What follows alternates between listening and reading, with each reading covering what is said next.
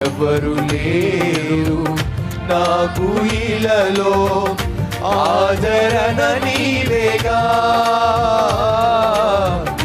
ఆనందము నీవేగా, ఆదరణ నీవేగా, ఆనందము నీవేగా. సర్వోన్నతుడా నీవే నాకు ఆశ్రయ దుర్గము. అందరం కలిసి సర్వోన్నతుడా నీవే నాకు ఆశ్రయ దుర్గము.